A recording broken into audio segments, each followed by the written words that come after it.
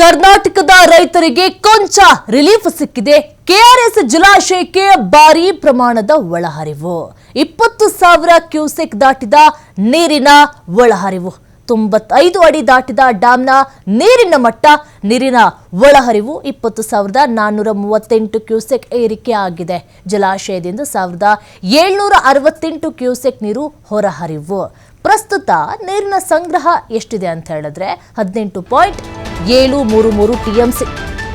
95 ಅಡಿ ದಾಟಿದ ಡ್ಯಾಂನ ನೀರಿನ ಮಟ್ಟ. ಗರಿಷ್ಠ ನೀರಿನ ಸಂಗ್ರಹ ಸಾಮರ್ಥ್ಯ 49.452 ಟಿಎಂಸಿ. ನೀರಿನ ಒಳಹರಿವು ಹೆಚ್ಚಾಗ್ತಾ ಇದೆ. 20,000 ಕ್ಯೂಸೆಕ್ ದಾಟಿದೆ ನೀರಿನ ಒಳಹರಿವು. 95 ಅಡಿ ದಾಟಿದ ಡ್ಯಾಂನ ನೀರಿನ ಮಟ್ಟ. ಈಗ ಸ್ವಲ್ಪ ರಿಲೀಫ್ ಸಿಗ್ತಾ ಇದೆ. ಕರ್ನಾಟಕದ ರೈತರಿಗೆ ಕೊಂಚ ರಿಲೀಫ್ ಸಿಕ್ಕಿದೆ. ಕೆಆರ್ಎಸ್ ಜಲಾಶಯಕ್ಕೆ ಭಾರೀ ಪ್ರಮಾಣದ ಒಳಹರಿವು ಸಿಕ್ಕಿದೆ. ಇಷ್ಟೊತ್ತಿಗಾಗಲೇ ಎಲ್ಲ ಜಲಾಶಯಗಳು ಭರ್ತಿ ಆಗಬೇಕಾಗಿತ್ತು. ಭೀಕರ ಬರಗಾಲ ಸಹ ಬಂದುಬಿಡ್ತು. ಸಾಲ ಸೂಲ ಮಾಡಿಕೊಂಡಿದ್ರು ರೈತರಿಗೆ ಸಿಕ್ಕಾಬಟ್ಟೆ ಹೊಡೆತ ಕೊಟ್ಬಿಡ್ತು. ಕೆಆರ್ಎಸ್ ಜಲಾಶಯಕ್ಕೆ ಭಾರಿ ಪ್ರಮಾಣದ ಒಳಹರಿವು ಆಗಿದೆ. 20,000 ಕ್ಯೂಸೆಕ್ ದಾಟಿದೆ ನೀರಿನ ಒಳಹರಿವು. 95 ಅಡಿ ದಾಟಿದ ಡ್ಯಾಂನ ನೀರಿನ ಮಟ್ಟ. ನೀರಿನ ಒಳಹರಿವು 20,438 ಕ್ಯೂಸೆಕ್ ಏರಿಕೆಯಾಗಿದೆ.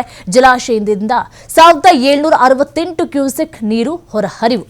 ಪ್ರಸ್ತುತ ನೀರಿನ ಸಂಗ್ರಹ 18.733 ಟಿಎಂಸಿ. ಗರಿಷ್ಠ ನೀರಿನ ಸಂಗ್ರಹ ಸಾಮರ್ಥ್ಯ ಎಷ್ಟಿದೆ ಅಂತ ಹೇಳಿದ್ರೆ 49.452 ಟಿಎಂಸಿ.